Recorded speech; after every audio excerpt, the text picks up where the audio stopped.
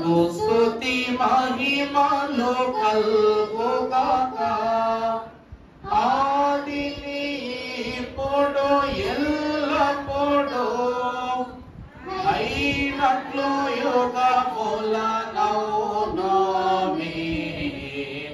రండి ఉత్సాహించి ఆడుదము, రక్షణ దుర్గము మన ప్రభువే. సకల చరాచర సృష్టి కారకుడై సజీవుడై యుగ యుగములు మృత్యు కారాగారములను మృతి సంకెళ్లను తెంచివేసుకొని సజీవ సంఘారోహణ భాగ్యమును ఎల్లరకును దయచేయు దేవుని యొక్క కాపుదల, ఈ ఆరాధన రక్షణ అనుభవములు ప్రవేశించిన మనకు పరిశుద్ధుడగు తండ్రి కాపుదల సహాయముగా పరిపూర్ణ నిత్యాంతస్తులకు మనల్ని నడిపింపజేసి రక్షణతో పోషింపజేసి దీవించునుగాక. ఆమేన్. నాకైతే నేను ఆమేన్ అనలేకపోతున్నాను, కావాలి. మరి మీకేంటి? ఆమేన్ అంటే దీవుని వద్దని అర్థం, అంతేనా? ఆమేన్ అంటే అలా జరగకూడదని అర్థమా? ఇంత పొడుగు దీవుని ఎందుకు ఇస్తాం? తండ్రి దేవుని చూడేళ్ళు కాకంటే అయిపోనేమో. నేనే పెద్ద పెద్ద పదాలు వాడేస్తున్నాను బొత్తుగా. సరే, మీ ఇష్టం. మీరు అనుకుంటా అనుకోండి ఆమేన్, లేకపోతే నేను అనుకుంటాను ఆమేన్. చాలా సంతోషం.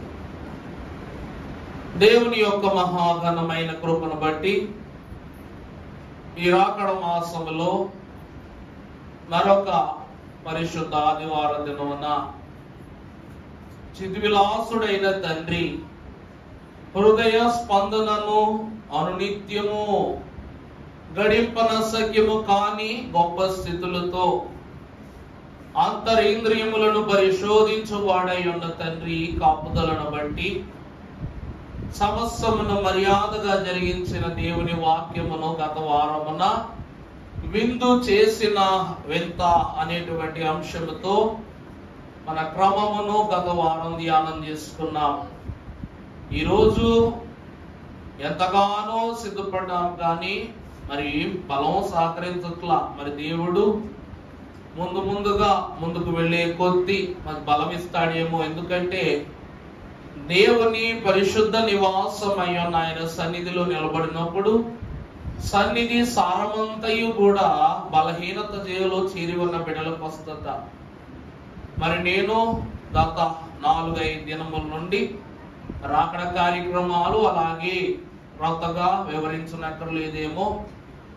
దేవుని యొక్క కృప ద్వారా మీరు ప్రార్థించిన రీతిగా, మీరు జ్ఞాపకం ఉంచుకున్న రీతిగా ప్రభువు నిన్నటి దినమున అలాగే శుక్రవారం సాయంకాల దినమున నూతన గృహ ఆవిష్కరణ కార్యక్రమాన్ని ప్రవేశాన్ని బహుఘనంగా మీ అందరి యొక్క సమక్షములో త్రిత్వ దేవుడు జరిగించిన వారు ఉన్నారు కనుక పనుల యొక్క ఒత్తిడిని బట్టి కాస్త నీరసంగా మాట్లాడుతున్నాను, బలహీనత అని కాదు. కానీ మరి దేవుడు ఇచ్చిన గొప్ప కృపను బట్టి నిలబడి ఉండుట, కదిలి తన సన్నిధిలో నిలకడగా నిలబడి ఉండుటయే మొదటి ఆరోగ్య భాగ్యం అన్నారు కనుక గత వారము విందు ద్వారా వింత అనేటువంటి మర్మాన్ని తెలుసుకుని ప్రభు సంస్కార విందును అందుకున్నాం.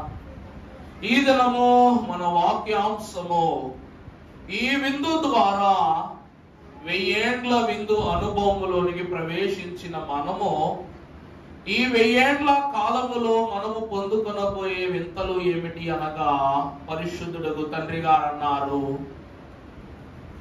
సజీవులకు తీర్పు, నిర్జీవులకు కూర్పు అన్నారు. ఏమిటండి? సజీవులైన వారికి 1000 ఏండ్ల విందులు తీర్పు, నిర్జీవ స్థితిలో ఉన్న వారికి అనగా విడనాడబడిన వారికి ఏముంటదంట? కోర్పు.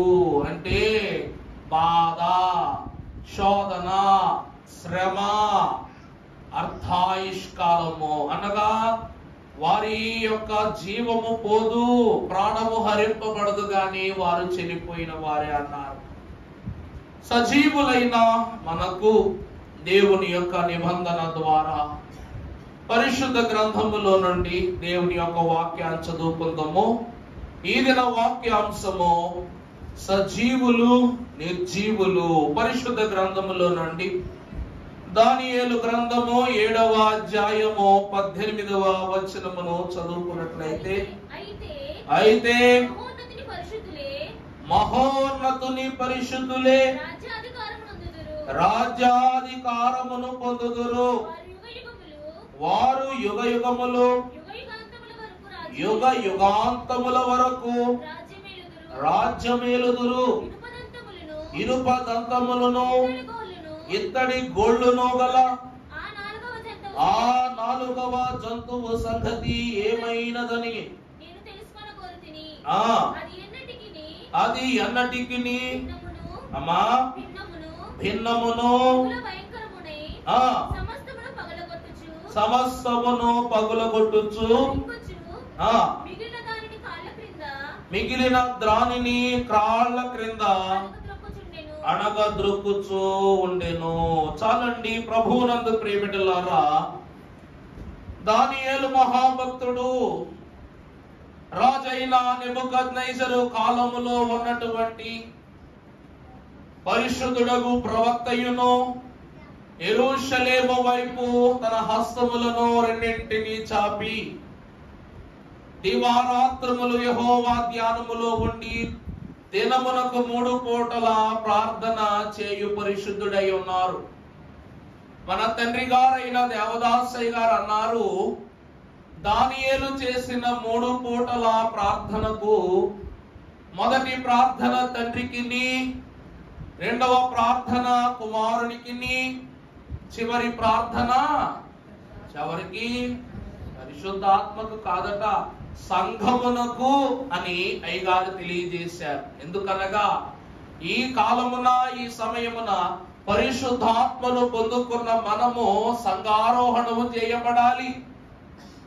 సంఘము ఎదించిన కాలమునకే అతడు ప్రార్థించిన ప్రార్థన మనవులు అతని సహవాసాన్ని కోరుకున్న రాజైన నెబుకద్నెజరట దానియేలుకు క్రింద ఎందరో పని వారిని ఏర్పాటు చేసి ప్రధాన అధికారిగా దానియేలుకు బాధ్యత ఇచ్చిట మనము వాక్యములో చూస్తాం.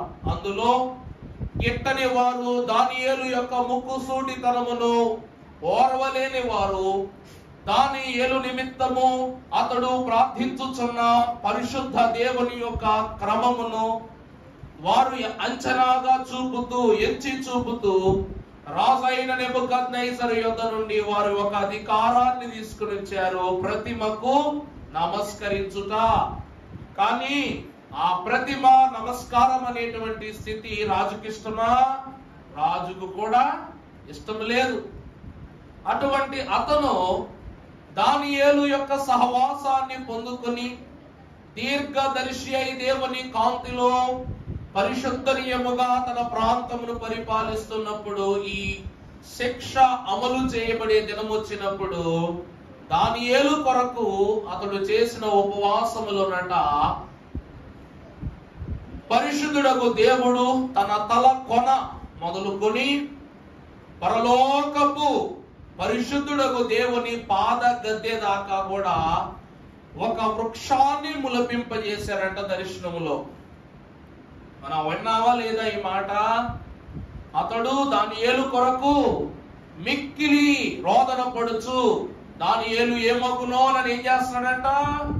అటు ఇటు తిరుగులాడుతూ దానియేలు కొరకు ఉపవాసం ఆచరించి ప్రార్థన చేయగా అతని దర్శనములు అనగా అతని దర్శన భాగమని పునాది మీద నుండి పరలోకపు గద్దె వరకు ఏం మొలిచిందంట?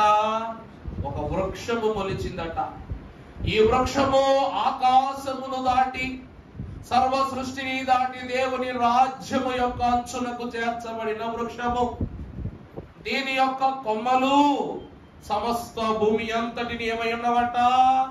వ్యాపించి ఉన్నవట.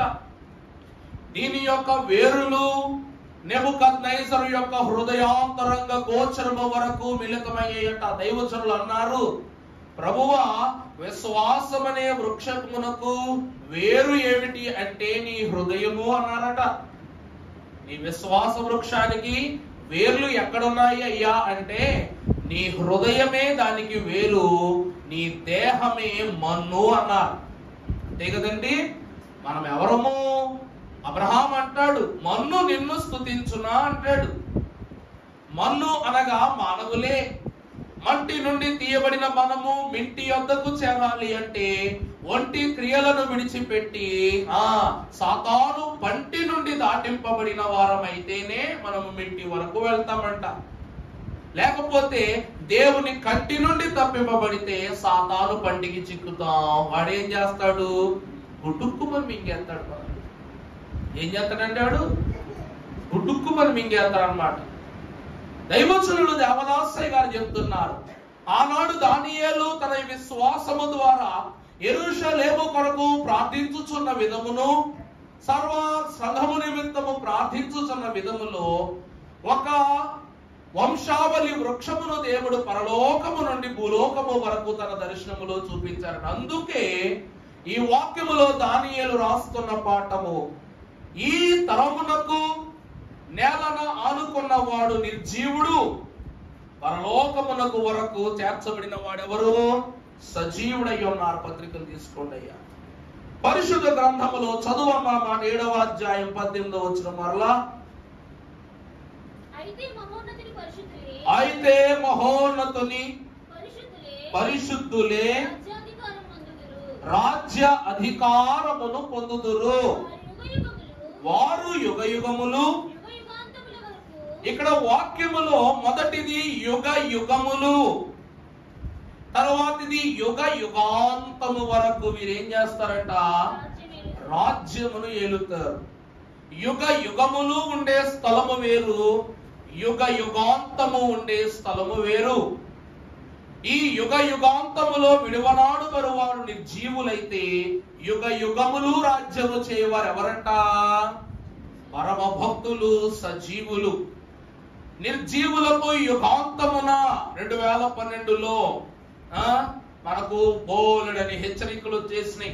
తినిన వారు తినండి, త్రాగిన వారు త్రాగండి, ఎవరికి నచ్చినట్లు వాళ్ళు బ్రతకండి అని ఒక కమిట్మెంటెడ్ స్టేట్మెంట్ ఇచ్చారు. కానీ రానే వచ్చింది. కానీ ఏమైంది? డిసెంబర్లో ఎవరికి నచ్చినట్టు వాళ్ళు క్రిస్మస్ పండుగ చేసుకున్నాం, ఎవరికి నచ్చిన కొత్త బట్టలు కొనుక్కున్నాం, ప్రభువును ఎలాగ ఆరాధించాలో అలాగా ఆరాధించుకున్నాం. ఇదే చివరి క్రిస్మస్ అని చెప్పేసి 1 లక్ష రూపాయలు ఎక్కువ ఖర్చు పెట్టిందా ఏ సంఘమైనా? లేదే. ఇదే చివరి క్రిస్మస్ కదా అని బంగారంతో పట్టుబట్టలు ఏమని వేసుకున్నామా? దైవజనులు దేవదాసయ్య గారు అంటూ ఉన్నారు ఏమిటి అంటే యుగ యుగాంతము వరకు ఇది యెహోవా దేవుని యొక్క తీర్పు. గతంలో మీకు చెప్పాను, నీ సన్నిధిలో నేను ఒక దినము గడుపుట నాకు 1000 దినముల శ్రేష్టం. అంటే ఒక దినము దేవుని సన్నిధిలో మనం గడిపితే దేవుని దృష్టిలో ఎన్ని దినాలు గడిచిపోయినట్టు? 1000 రోజులు గడిచిపోయినట్టంట.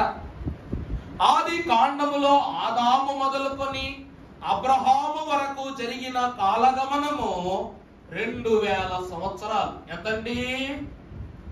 ఆదాము నుండి అనగా నిష్కల్మష యుగము నుండి నోవాహు కాలములో షేము కుమారుడైనటువంటి అనగా నోవాహు కుమారుడైన షేము నుండి వచ్చిన 10వ తరము వాడు అబ్రహాము. ఆ 10వ తరమైన అబ్రహాము వరకు జరిగినటువంటి కాలము ఎన్నేళ్ల కాలము? 2000 సంవత్సరాలంట. అంటే నీ దృష్టిలో ఒక రోజు అంటే దేవుని దృష్టిలో ఎన్ని రోజులు అన్నావు? మరి నీ దృష్టిలో 1 సంవత్సరం అంటే దేవుని దృష్టిలో? నా మాట అర్థమైందా? ఈ యుగాలే మీకు చెప్పానుగా, నిష్కల్మష యుగము ఆది కాండములో ఆదాము మొదలుకొని పరిశుద్ధుడగు దేవుని యొక్క ఏర్పాటు ద్వారా ఉన్న కాలము పరిశుద్ధుల కాలం. అది తర్వాత మానవ పరిపాలన యుగం, తర్వాత ధర్మశాస్త్ర యుగం మోషే కాలములో ప్రారంభమైంది. ఆ తర్వాత కృపాయుగము ఎవరి కాలము? యేసు క్రీస్తు ప్రభువు యొక్క కాలము. ఆ తర్వాత 5వది వస్తే పరిశుద్ధాత్మని కాలము, అపోస్తలుల యొక్క పరిచర్య. ఆ తరువాత 6వ కాలము అంత్యకాలము. ఇక చివరిది తీర్పు కాలము. నేను క్రొత్త ఆకాశమును క్రొత్త భూమిని చూచితిని. ఈ 7 కాలాలు దేవునికి 7 దినముల సమమని వాక్యం అంటుంది. అలాంటి దేవుడే పరిశుద్ధ వాక్యములో 7 సంవత్సరాల శ్రమ, 7 ఏండ్ల శ్రమ రాయించినప్పుడు దేవుడు 7 ఏండ్లని రాయించాడంటే ఒక్కొక్క సంవత్సరములో 1000 సంవత్సరాల శ్రమ మిడిపోయి ఉంటదంట. నా మాట అర్థమైందమ్మా? మీరు కాలం దగ్గరికి వచ్చేసింది, రాకడ ఎప్పుడని అడిగారు కాబట్టి చాలా మంది అడుగుతున్నారు కాబట్టి చెప్తున్నా. ఆదాము నుండి అబ్రహాము వరకు 2000 సంవత్సరాలు అయినాయి అంటే దేవుని దృష్టిలో ఎన్ని సంవత్సరాలు అయిపోయినట్టు? 2 సంవత్సరాలు అయిపోయింది. అబ్రహాము నుండి యేసుక్రీస్తు ప్రభువు వరకు 2 సంవత్సరాలు అయిపోయింది. అబ్రహాము వంశావళి నుండి వెలువడిన చివరి వాడైన యేసుక్రీస్తు ప్రభు వరకు 2000 సంవత్సరాలు అయిపోయింది. అందుకే పాత నిబంధన కాలం ఎన్ని సంవత్సరాలు? 4000. ఆ తర్వాత క్రీస్తు పూర్వము 4000 సంవత్సరాల తర్వాత శకములోనికి వచ్చిన మనము క్రీస్తు నుండి ఈ రోజు వరకు అనగా 2025 సంవత్సరాలు గడిచిపోయాయి. అంటే అక్కడ ప్రభు దృష్టిలో 4 సంవత్సరాలు, మరలా కొత్త నిబంధనలు ఎన్ని సంవత్సరాలు అయిపోయినాయి అంటే 6000 సంవత్సరాల కాలం అయిపోయింది ప్రభు దృష్టిలో. ఇప్పుడు 6025 సంవత్సరంలో ఉన్నాం మనం. నా మాట అర్థమైందండి? ఇక మనకున్న కాలం చాలా తక్కువ. రేపే ప్రళయం వస్తుంది, రేపే ఇది వస్తుంది అనుకోవద్దు. ఇక చాలా చూడాలంట. కానీ గర్భాలకు శ్రమ వచ్చే దినమున్నది. జీవించుచున్న జీవమునకు నిర్జీవాహారము చేర్చబడు దినాలు వస్తున్నాయి. దేవుడు ఆలకించని దినాలు వస్తాయని వాక్యం అంటుంది. ప్రభునందు ప్రియబిడ్డలారా, ఈ దినము సజీవుల వరుసలో ఉన్న మనకు ప్రకటన గ్రంథము 1వ అధ్యాయము 6వ వచనములో పరమ భక్తుడైన యోహాను సెలవిస్తున్న సత్యం ఏమిటి అనగా, మనలను ప్రేమించుచు తన రక్తము వలన మన పాపముల నుండి మనలను విడిపించిన వానికి మహిమయు ప్రభావమును యుగ యుగములు కలుగును గాక. ప్రభువునందు దేవుని ప్రియబిడ్డలారా, ఈ వాక్యము చూసినట్లయితే ఈ మాట జరిగిన మాట, జరిగిపోయిన మాట, జరుగుతున్న మాట. చెప్పండి, ఇది జరిగిపోయిన మాట, జరుగుతున్న మాట, జరగబోయే మాట. చెప్పండి, చెప్పాలి. జరిగిపోయిందా? జరిగిపోయింది అన్నాళ్ళు చెయ్యత్తడు దయచేసి. జరిగిపోయింది అన్నోళ్ళు, జరుగుతుంది అన్నోళ్ళు ఒక చెయ్య, జరగబోతుంది అన్నోళ్ళు. ఇది జరిగిపోయిందంటే మనలను ప్రేమించుచు తన రక్తము వలన మన పాపముల నుండి మనలను పవిత్రపరచిన వారికి, అంటే ప్రభువు 2000 సంవత్సరాల క్రితమే ఆయన ప్రేమను మనకు అందించి ఆయన రక్షణ నిమిత్తం మన కొరకు శిలువ రక్తాన్ని కార్చారు. అంటే ఇప్పుడు మనం ఏ వరుసలో ఉన్నాం యేసయ్య అంటే ఆయన రక్తము ద్వారా సజీవుల వరుసలో ఉన్నామా లేదా? మరి 6వ వచనము చూసిన మీకు తర్వాత వచనాన్ని కూడా చూస్తే గొప్ప మాట కనపడద్ది. ఇదిగో ఆయన మేఘారుడై వచ్చుచున్నాడు. ఇప్పుడు ప్రతి నేత్రము ఆయన చూస్తుంది, ఆయనను పొడిచిన వారు చూస్తారు. ప్రభువునందు ప్రియబిడ్డలారా, సజీవుల యొక్క వాక్యాంశమును 6వ వచనములో చూపించిన భక్తుడు వెను వెంటనే 7వ వచనంలో ఎవరి స్థితి చూపిస్తున్నాడంట? నిర్జీవులను గురించి చూపిస్తున్నాడంట. అర్థమవుతుందా అండి? వీళ్ళు ఎవరు అనగా భూజనులందరూ కూడా గుండెలు బాదుకుంటే ఏం చేస్తారంట? ప్రభువా ప్రభువా అని ఏడుస్తారంట. అనగా విడనాడబడిన వరుస ఎప్పుడు సజీవుల వరుస క్రిందే ఉంటది. ప్రభువునందు దేవుని సంఘమైన వరలారా, మనము ఎవరము అనగా ఆయన ప్రేమను బట్టి, ఆయన వాత్సల్యమును బట్టి, ఆయన రక్తములో కడుగబడిన వారు. అందుకే ప్రకటన గ్రంథ ధన్యతలలో గొర్రె పిల్ల పెండ్లి విందుకు పిలువబడిన వారు ధన్యులు, మెలకువగా నుండి తన వస్త్రమును కాపాడుకున్నవాడు ధన్యుడు, జీవ వృక్షమునకు అనగా సజీవులు ఎవరై ఉన్నారు అనగా జీవ వృక్షమునకు హక్కు గలవారై ఆ గుమ్మముల గుండా ఆ పట్టణములోనికి ప్రవేశించినట్లు వారి వస్త్రములను ఉదుకుకొని వారు ధన్యులు. వారు ఎవరంట? సజీవులు అంటే ధన్యులని అర్థం. మరి ఇక మిగిలిపోయిన వారెవరు? ఇప్పుడు ఎంతకాలము క్రీస్తు ఉన్నాడనియు క్రీస్తు నామము మన యందు ఘనపరచబడినదని నమ్మిన మనకు ఆ తీర్పు జరిగితే వెంటనే ఎవరైతే లేరనో ఉండరనో ప్రభువు పుట్టలేదనో ప్రభువు మాట అబద్ధమని ఎవరంటూ ఉన్నారో ఇప్పుడు వారికి రోజులు వస్తున్నాయి. బోటకపు బోధకులు పోయి పర్వతాల చాటున దాగెదరు తెలుసునా, గోటు చేయలేరు తెలుసునా అన్నారు. వీళ్ళందరూ ఏం చేస్తారంట? ఆయన మేఘారుడై వచ్చినప్పుడు నువ్వెక్కడ దాక్కున్నా కూడా ప్రభు నీకు కనబడతారు. అర్థమైందా అండి? ఆ రోజు గుడ్డివాడేమి కుంటివాడేమి అన్ని బలహీనతలో ఉన్న వాని కంటికి ప్రభువు కనబడతాడు. ఎందుకంటే నీ పాపము ఆ తరుణము వరకు నేనేం చేసింది? ప్రభువును చూడనివ్వదు. ఈ తరుణమున నీ పాపపు లెక్క అప్పచెప్పవలసిన దినము వచ్చినప్పుడు ప్రభువు మన కంటికి ఎలా కనబడతారంట? స్పష్టంగా కనబడతారు. వీరు ఎవరనగా దీనులు అనగా నిర్జీవులై ఉన్నారు. ప్రభునందు సంఘమైన వారు అదే మాటను పరమభక్తుడు 4వ వచనములో కూడా చూపిస్తున్నాడు. చూడనా? నమ్మకమైన సాక్షియు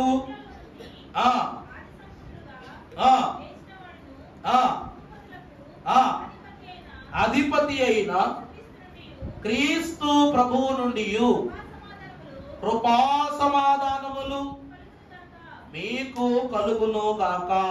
ప్రకటన గ్రంథములో ప్రభు మహాభక్తుడు ఈ యొక్క అనుభవాన్ని గురించి 4వ అధ్యాయములో 10వ అధ్యాయములో 20వ అధ్యాయము వరకు ఈ క్రమాలను తెలియజేశారు. ప్రభునందు సంగమా, దానియేలు ఈ అనుభవాన్ని చూడటానికి గల గొప్ప కారణం ఏమిటంటే దానియేలు వరసలోనే, దానియేలు ప్రవచన వరసలోనే సజీవులకు తీర్పు జరగనయ్యున్నదని ప్రభు యొక్క వాక్యం సెలవిస్తుంది.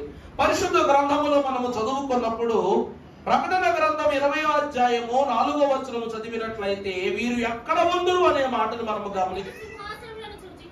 ఈ సజీవులైన వారు ఏమి చూస్తారు అంటే సింహాసనములను చూచి తిని చాలండి. నీవు సజీవుడవుగా మార్చబడాలి అంటే సజీవులైన వారి సంఘారోహణ భాగ్యములో ఉన్న ఈ అధికారులైన వారి తీర్పులో మనం ఏమై ఉండాలి? పాలి భాగస్థులమై ఉండాలి. మీకు చెప్పానో లేదో, గతంలో ఒక రాజు ఉండేవాడట, చాలా గొప్ప రాజు. ప్రతి రాజ్యాన్ని గెలిచి గెలిచి ఏకచక్రాధిపత్యాన్ని సంపాదించుకున్నాడు ఆ రాజు. అంత గొప్ప రాజు అయిన అతడు చక్రవర్తి సింహాసనాన్ని అధిరోహించవలసిన గొప్ప ఆనందంలో చివరి యుద్ధాన్ని గెలిచి విందు చేసుకుంటున్నాడంట. తన సైనికులతోటి తన సామంతులతోటి ఒక అడవిలో యుద్ధాలు ఎక్కడ జరుగుతాయండి?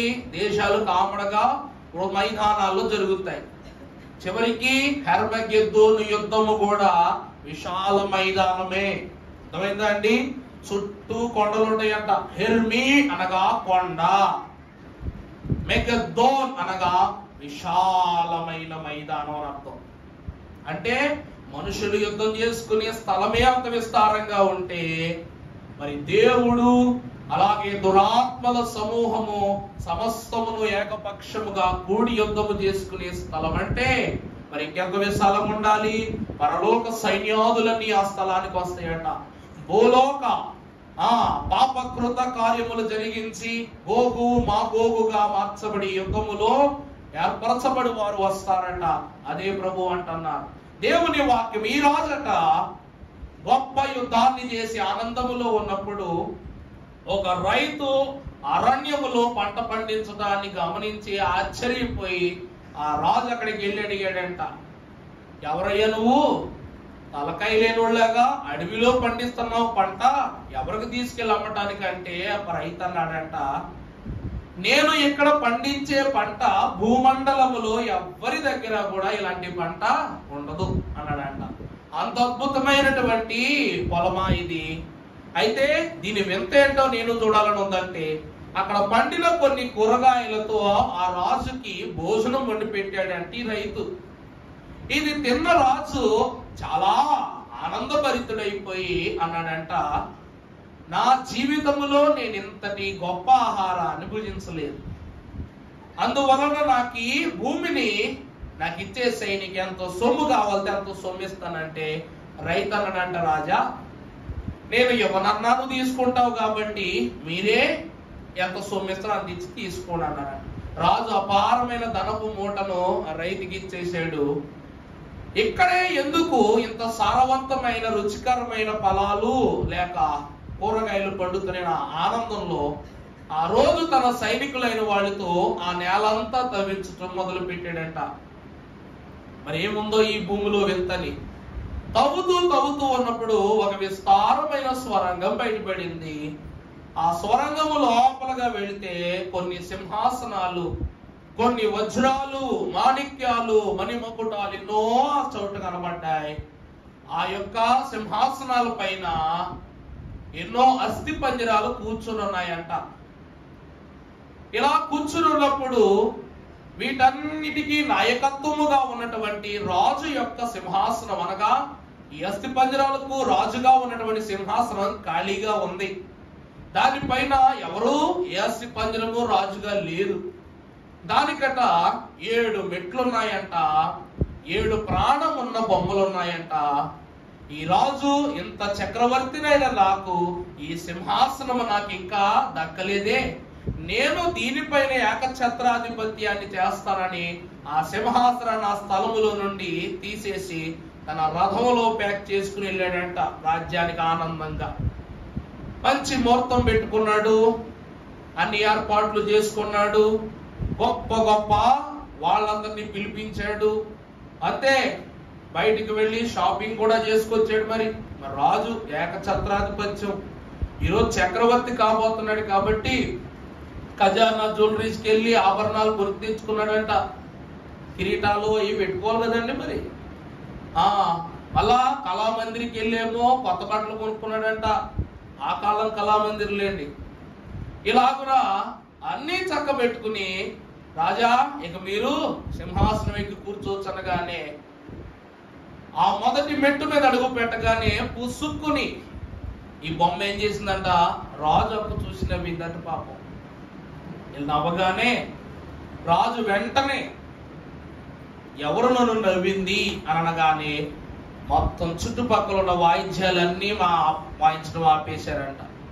సామంతులందరూ దీనంగా చూస్తున్నారంట, పండితులందరూ దీనంగా చూస్తున్నారంట, సైనికులు ఆశ్చర్యపోయి బిత్తర చూపులు చూస్తున్నారంట. కారణం ఏంటంటే ఇంత గొప్ప రాజు ఒక సర్వసాధారణమైన ప్రాణం ఉన్న బొమ్మ చేతులు ఏమైపోయాడు, అవమానింపబడ్డాడు, అవహేళన చేయబడ్డాడు అనగానే అంతే సామాగ్రిలన్నిటినీ ప్రోగ్రామ్ మొత్తం ఆపేసాడు, క్యాన్సిల్ చేసేసి వెళ్ళిపోయాడంట.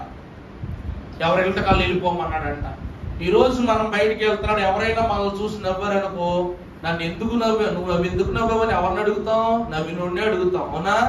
బొమ్మ దగ్గరికి వచ్చి బొమ్మ నన్ను ఎందుకు చూసి నవ్వావమ్మా అని అడిగాడంట. ఎవరు అడిగాడండి చెప్పండి? బొమ్మ నన్ను ఎందుకు చూసి నవ్వావమ్మా అని అడిగాడంట. అప్పుడు ఈ బొమ్మ చెప్పిందంట, పృథ్వీనంతటినీ జయించాలని విర్రవీగుతూ ఈ సింహాసనం ఎక్కుతున్నావు గాని పైనున్న రాజ్యాలను క్రిందనున్న లోకాలను కూడా జయించిన ఒక మహారాజు సింహాసనం ఇది. భూమిని గెలిచిన నీకే అంత ఔదార్యం ఉంటే ఈ సింహాసనం ఎక్కటానికి, పృథ్వీని పాతాళమును పైనున్న లోకాలను కూడా గెలిచిన మా మహారాజు శౌర్యము ముందు నువ్వే పాటోడు, అందుకే ఆయన ఘనత ముందు నువ్వు తగ్గింపబడిన వాడు గనక నిన్ను చూసి వచ్చింది అందంట బొమ్మ. మరి చెప్పు నీ రాజు ఎంత గొప్పోడు చెప్పంటే ఆ బొమ్మకి అది చెప్పిందంట.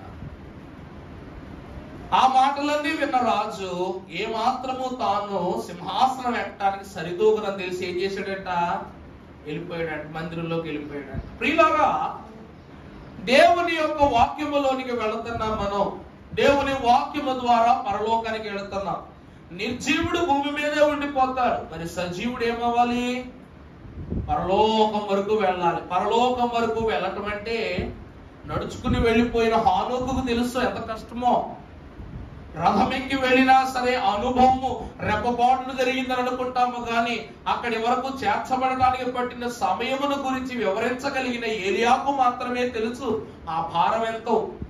కనురెప్పపాటులో అదృశ్యమైపోయారు యేసుక్రీస్తు ప్రభు అని శిష్యులు చెప్తున్నారు, కానీ ఆ చోటునకు వెళ్ళు వరకు ఎంత సమయము పట్టిందో ప్రభుకే తెలుసు.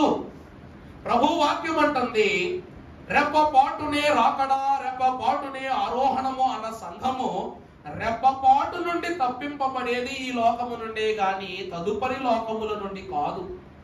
వాక్యం అంటుంది, ఈ లోక మర్యాదలను అనుసరింపక సత్యమును మనస్సాక్షియును సాత్వికతను కలిగి ఉన్న క్రీస్తు రక్తము చేత పరిపూర్ణము చేయబడి ఆయన మార్గములను గైకొనిన వారే ధన్యులని వాక్యం అంటూ ఉంది. ఈ లోక మర్యాద పోయింది సరే, అక్కర్లేదని విడిచిపెట్టి వెళ్ళిపోయాం. మరి మిగిలిన లోకములు నీకు మర్యాద చెయ్యాలి, నువ్వు వధువుని గౌరవించాలంటే నువ్వేమై ఉండాలి చెప్పండి? ఈ లోకమునకు అరువు లోకము, ఎరువు చాకరి విడిచిపెట్టి వెళ్ళిపోయావు. మరి తండ్రి లోకము వరకు వెళ్ళాలంటే మధ్యలో వాయుమండల లోకం ఉంది. మధ్యాకాశం అనగా సాతానుడికి దేవుడిచ్చిన స్థలము, దేవుడిచ్చిన స్థలము మధ్యాకాశము. ఆ పైన చెప్పండి ఎవరు? పరదైసు. ఆ పైన దేవదూతల లోకము. ఆ పైన ఇప్పుడు చదివారే విమర్శ చేయుటకు వారికి ఏమి ఇవ్వబడిందంట? 24 పెద్దల యొక్క లోకముంది. ఆ పైకి వెళ్ళిన తరువాత గాజు సముద్రము, ఆ తదుపరి తండ్రి అయిన దేవుని పాద సాన్నిధ్యం. ఒక లోకాన్ని దాటడానికే ఇన్ని వేల సంవత్సరాల ఆగమనాన్ని విశ్వాసులు చూస్తున్నారు. మరి ఇన్ని లోకాలు దాటడానికి ఇంకెంత ప్రయాసపడాలి అంటే ప్రియులారా, సాతానుడు అంటాడు, ఏమని? నా తలంపులో పాపపు ఆలోచన పుట్టించుకున్నా, నేను దేవునితో సమానం అనుకున్నానంటే. అనుకున్న నన్ను దేవుడు సాతాను అనుకున్నాడు. ఎవరికైనా చెప్పాడా? తోటి దూతలకేమైనా చెప్పాడా? అరే ఆ సింహాసనం ఎప్పుడైనా ఎక్కి కూర్చోవాలిరా మిత్రమా అని ఎప్పుడైనా చెప్పాడా? మికాయేలుకు గాని గాబ్రియల్ గారు చెప్పాడా? వాడు ఉడికి చెప్పలా, వాడు మనసులో అనుకున్నాడంట, దేవునితో తను సమానం అనుకున్నాడు అంతే, అనుకున్నాడు. అందుకే ప్రభువు నన్ను అక్కడ నుండి నెట్టేస్తే ఎక్కడికి వచ్చి పడ్డాను నేను? ఎన్ని లోకాల కిందకు వచ్చి పడ్డాను నేను. మీరేమో పొద్దున లెగితే జన్మమును బట్టి నైజమును బట్టి చెప్పండి గట్టిగా, తలంపును బట్టి చూపును బట్టి వినుటను బట్టి మాటను బట్టి ప్రవర్తనను బట్టి క్రియలను బట్టి నీ కృపను పొందుటకు నేను స్పష్టమైపోయింది. అనుకున్న నాకే ఈ శాస్త్ర అయితే పొద్దున లేవడంతో సాయంకాలము మరలా విశ్రాంతిలో ప్రవేశించేంత వరకు నీ అడుగు పాపం, నీ మడుగు పాపం, నీ తత్వం పాపం, నీ తరం పాపం, నీ తలంపు పాపం, నీ ఉనికి పాపం, నీ ఊహ పాపం. ఎన్ని పాపాలు ఉన్నాయి. ఎలాగయ్యా వెళ్తున్నావు నువ్వు? ఏ హక్కుదారుడివై వెళ్తున్నావు చెప్పు? నా కింద ఉండువారు, నేను ఆనాడు ఆదాము అవ్వలని కూడా నేనేమి చేయలేదు. ఆ పండు నేను కోయలేదు, ఆ పండు నేను అవ్వమ్మ చేతిలో పెట్టలేదు, ఆ తోట చివరి వరకు నేను వాళ్ళని తీసుకువెళ్ళా, చెప్పానంతే. అవమ్మా ఆ పండు చాలా బాగుంటది అని చెప్పానంతే. అవ్వమ్మే అక్కడికి వెళ్ళింది, అవ్వమ్మే కోసింది, అవ్వమ్మే తింది, అవ్వమ్మే ఆదాము పెట్టింది. నేను కీర్చానంతే. నచ్చిన చోటుకల్లా వాళ్ళే తిరిగేశారు, వాళ్ళే తెచ్చుకున్నారు, వాళ్ళే తిన్నారు, వాళ్ళే పాపలు పడ్డారు. దైవచనులు మన అమ్మగారు చెప్పారు, గుర్తుందా మీకు? స్త్రీల సభలో కంటితో చూసిన విషయాన్ని మరలా కంటితోనే సమాధానం చెప్పుకోవాలంట. అంటే కళ్ళతో చూస్తాం, అప్పుడు ఏమనిపించుద్ది? మనసులో అనిపిస్తాడు, తల్లో అనిపిస్తాడంట. ఎలాగైనా సరే ఓ పెన్ ఉందండి చాలా బాగుందని, ఆ పెన్ను నీకు కావాలి, మరొక పీస్ లేదని నీ ఫ్రెండ్ దగ్గర ఉంది ఆ పెన్ను. అప్పుడు ఏం చేస్తావు? ఆ పెన్ను నీకు కావాలన్న ఆలోచన నీ కంటితో చూడగానే మనసులో ఆలోచన మొదలైపోద్ది. ఆ పెన్ను ఎలాగైనా సరే దొంగతనం చేయాలనిపిస్తుంది. అంతే. తలంపు చేతికి పని చెప్పింది, చెయ్యి దేహానికి పని చెప్పింది. ఈ దాసుకోగానే నువ్వు ఊరుకుంటావా? కాళ్ళుకు పని చెప్తావు. ఏం చేయడానికి? ఆ చోటు నుంచి వెళ్ళిపో, లేకపోతే దొరికిపోతావని కాళ్ళుకు పని చెప్తావు. ఈ పాపపు సొమ్మును తీసుకుని వెళ్ళి నీ బ్యాగులోనో లేక నీ ఇంట్లోనో దాచిపెడతావు. దాచిపెట్టగానే ఈ కాళ్ళతో పట్టుకుని వెళ్ళినటువంటి ఈ పాపం నీ ఇంటికి కూడా అంటిస్తావు. ఈ విషయం మీ నాన్నకో అమ్మకో లేకపోతే వాడికో తెలిసిపోయింది అనుకోండి, నువ్వేరా నా పెన్ను దొంగలించావనగానే మీ నాన్న ఏం చేస్తాడు? అంతే, బెల్టో బెత్తమో ఏదో తీసుకుని అది మార్క్స్ వచ్చేస్తాయి అన్నమాట. ఈ మీద ఇంటూ మార్కులు వచ్చేస్తాయి ఎవరికారు. అప్పుడు కంటితో చూసిన దానికి దేంతో సమాధానం చెప్తున్నావు నువ్వు? దెబ్బ కొట్టగానే కళ్ళల్లోంచి బయటకు వచ్చేస్తుంది అన్నమాట మంజీరా వాటర్. అదే వాక్యం అంటూ ఉంది, సాతానుడు విధి విధానమున జన్మతహాగా పాపము, క్రియతహా పాపము, ప్రవర్తన తరహా పాపము, చూపు తలపన్ని పాపములు చేసిన నీకు పరలోకం ఎలా ప్రాప్తించింది? అసలు ఏ హక్కుదారుడు నువ్వు వెళుతున్నావు? ఆలోచన చేసుకో అంటాడు సాతానుడు. మరి సాతానుడు దుష్టుడు, నువ్వు చీకటి వ్యక్తువు, నువ్వు నీకు మాకు ఏంటి పొంత అని చెప్పుకుని వాడిని దాటుకుని వెళ్ళిపోతే పైన ఎవరు ఉంటారంట? సాధారణ పైలోకం ఏంటి? రక్షితుల మోక్షం అనగా పరదేశు. ఇది ఎవరి స్థలమో తెలుసా? సజీవులు సంచారము చేయు స్థలం. వీళ్ళంటారంట, అక్కడ ఎవరుంటారు చెప్పండి?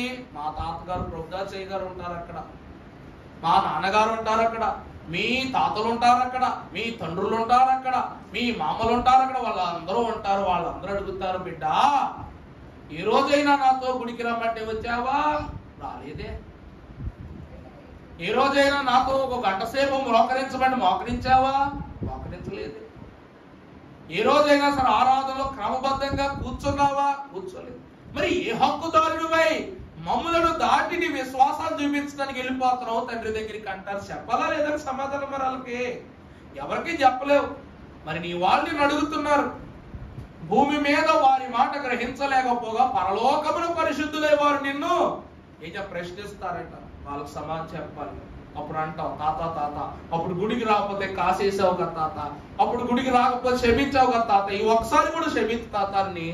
తాతలను మామలను తండ్రుల్ని మెప్పించాము ఒప్పించాము అనుకోండి, ఆ పైకి వెళ్తే ఎవరు ఉంటారంట? దేవదూతలు ఉంటారంట. మరి వాళ్ళకేమని చెప్పాలా? వాళ్ళకేమని చెప్పాలా? యేసుక్రీస్తు ప్రభువు మీ పాదాలు కడుగుతూ మీకు పరిచర్య చేసిన ప్రభువు పాదాలకు మేకులు దిగ్గొట్టిన వారు మీరు. మీకు తన దేహాన్ని ఆహారముగా వడ్డిస్తే ఆ ఆహారము భుజించి ప్రభువు దేహముని తుల్యము చేసిన పాపులు మీరుని దేవదూతలైన వారంట. దైవజనులు అన్నారు, దేవదూతలు మిక్కిలి కోపము గలవారంట. దేవదూతలు ఏమిటంటే మిక్కిలి కోపము గలవారంట. కారణం ఏమిటంటే ప్రభు పరిచర్య రోషముగా చేయు స్వాస్థ్యము దేవదూతల సమూహమే. అందువలన వారు అంటారు, ప్రభువుకు పరిచర్య చేయడం మాకు భాగ్యం. అలాంటిది ప్రభు చేత పరిచర్య చేయించుకున్న మీరు రుణస్థులై ఉండక దారుణమైన క్రియ చేసి మా ప్రభువుని ఏం చేశారు? మీరు సిలువేశారు, అవమానం చేశారు. మీరా మమ్మల్ని దాటిపోగలిగే స్వాస్థ్యం పొందుకోగలిగే సంఘం అని వారు కూడా ప్రశ్నిస్తారు. ఆ తదుపరి పైకి వెళితే ఎవరుంటారంట? విమర్శ చేసే వరుస. వారి నొసట్ల పైనను వారి అరచేతుల పైనను శిరఛేదనము చేయబడడానికి సిద్ధపడి క్రూర మృగము యొక్క ముద్రను వారి దేహము మీదకు రానివ్వకుండగా వారిని పవిత్రపరుచుకున్న వారు హతసాక్షుల వరస. పాత నిబంధనలో 12, కొత్త నిబంధనలో 12. 12 గోత్రములకు సంభాషితముగా 12 మంది. ఆ తరువాత క్రీస్తు స్వాస్యములో అపోస్తుల తత్వములో ప్రభు కొరకు రక్తము చిందించిన 12 మంది. వీరికి సమాధానం చెప్పగలవా? వీరితో మాట్లాడటం అంటే మనము ఎంత తగ్గింపు జీవితం కలిగి ఉండాలో. ఆ తదుపరి గాజు సముద్రం నీ పాపాలను అద్దంలో చూపించినట్టు చూపించేస్తాంట. ముఖం మీద ఒక మొట్టి వస్తే అద్దాన్ని దగ్గర పెట్టుకుని అయ్యో అని ఎలా బాధపడాలో నీ పాపాలన్నీ కూడా గాజు సముద్రంలో కనబడిపోతాయి. ఒకప్పుడు అద్దాలు లేవు, మరి మనిషి ముఖం ఎక్కడ చూసుకున్నాడు తెలుసా? నీటిలో చూసుకునేవాడంట. ఎక్కడ చూసేవాడండి? నీళ్లలో నుండే అద్దం పుట్టింది, ప్రతిమ పుట్టింది. అలాంటి నీళ్లలో నుండి ఆ గాజు సముద్రమే మరలా విశ్వాసులకు ఏమవుతుందంట? అద్దముగా మార్చబడి మన లోపాలు పాపాలు చూపిస్తుందట మనిషికి. ఈ తర్వాతి పరలోకపు తండ్రి యొక్క మహిమలోనికి మనం వెళతాం. అప్పుడు తండ్రి అంటారు, నా తండ్రి వీరేమి చేయుచున్నారో ఎరుగలు గనుక వీరిని క్షమించుము అని ఆ దినమున నా ప్రియ కుమారుడైన యేసు క్రీస్తు ప్రభువు మనవి చేయకపోతే నా ఉగ్రత సిలువ దినమునే మీ మీదకు వచ్చి పడును. ఆనాడు ఫిలేహాసు కాలములో 24,000 మంది ఇశ్రాయేలీయులను వారి దుర్మార్గ క్రియల వలన హతము చేసినట్లు మిమ్ములను కూడా నేను హతము చేస్తుండేవాడిని తండ్రి ఎదుట నిలబడిన మనకు ప్రభువు వాక్యిస్తారు. ఏం మాట్లాడాలండి వీళ్ళందరి మధ్య? ఏం మాట్లాడాలి? కానీ ఇవన్నీ అనుకున్న మనం ఏమని పాడుకుంటాం తెలుసా? ఎందరెన్ని అన్నా ఏ మాటలు వినవద్దు. ఎందరేమి అన్నా పోనీ వీళ్ళందరూ కూడా ఏమన్నా వినను, నువ్వు తండ్రి వద్దకు వెళతావు. ఇప్పుడు దేవ వాక్యే నిజము దిక్కులు తండ్రి అంటారు. మరి నా వాక్కును ఎందుకు నువ్వు అనుసరించలేదు? దేవుని వాక్యం యొద్దకు వచ్చిన వాళ్ళ సజీవుడు అవడం అంటే సామాన్యమైనటువంటి స్థితి కాదండి. సజీవ తత్వములో జీవించుట అనగా సామాన్యమైన స్థితి కాదు. ఒక వచనాన్ని మీకు చూపిస్తాను. మత్తయి సువార్త 25వ అధ్యాయము 31వ వచనం చదువు నాన్న. తన మహిమతో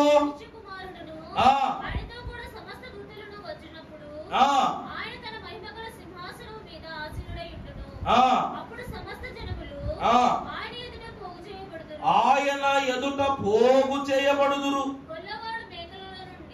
గొల్లవాడు మేకలలో నుండి గొర్రెలను వేరుపరచునట్లు ఆయన వారిని వేరుపరచి తన కుడి వైపున గొర్రెలను.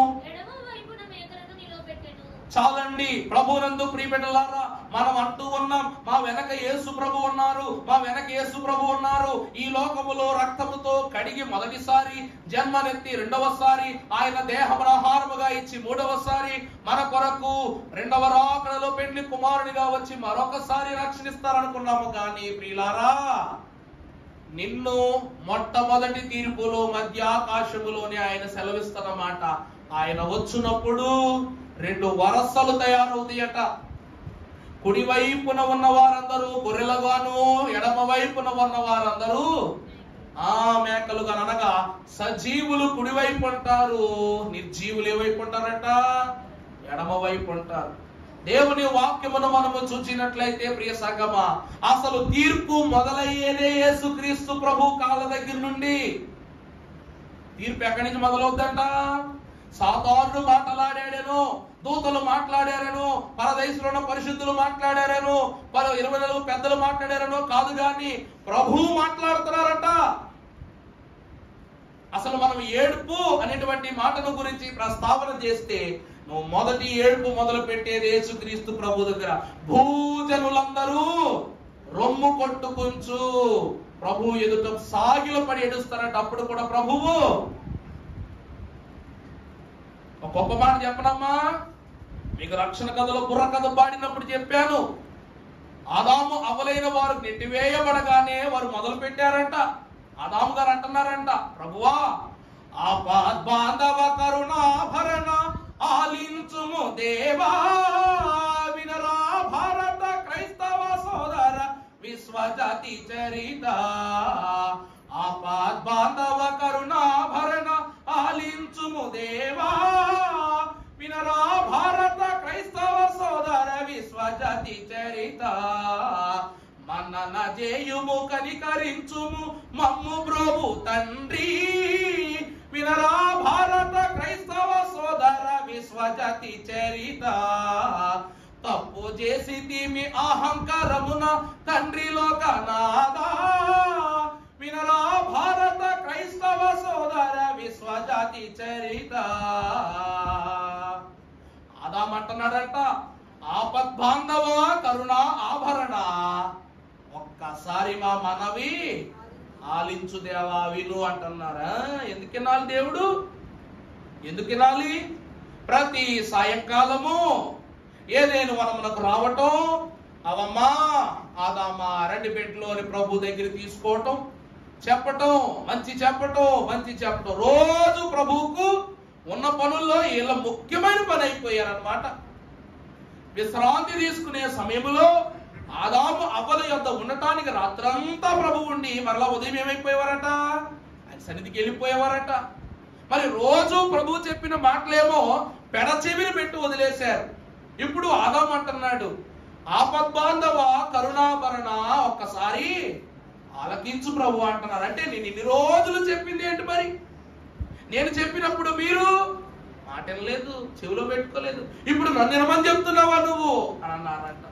అప్పుడు ప్రభు అన్నారంట, అరే దైవ ద్రోహులకు తగిన శాస్తిగా తందాన స్వర్గ సౌఖ్యములు మీకు దూరమౌ తందాన నొసట చెమటను చిందించి మీరు బ్రతుకవలయునికను తందానా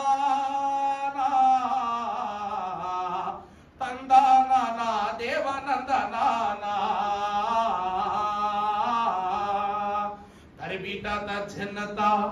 ప్రభానంద ప్రియులారా, ప్రభు అంటున్నారంట, దైవ ద్రోహులకు ఇదే శాస్తి, ఇది తగిన శాస్తి. నిజమే, వింటాను. నువ్వేమని చెప్తావు? అహంకారంతో తప్పు చేశానంటావు, మన్నించు అంటావు, మమ్మీ ఒక్కసారి మా తప్పు కాయ అంటావు. అంతకు మించి ఏమని అంటావా? వెళ్ళిపోయిన కాలాన్ని నువ్వు కాదు నేను కూడా వెనక్కి తీసుకురాలేను. నిజమేనండి, గతించిన కాలాన్ని ప్రభు కూడా వెనక్కి తీసుకురాలేరు. ఎందుకంటే పాపము గతించిపోవడమే మంచిది, మరలా తిరిగి దాన్ని జ్ఞాపకం చేసుకోకూడదని వాక్యం ఎన్నిసార్లు చెప్పుద్ది.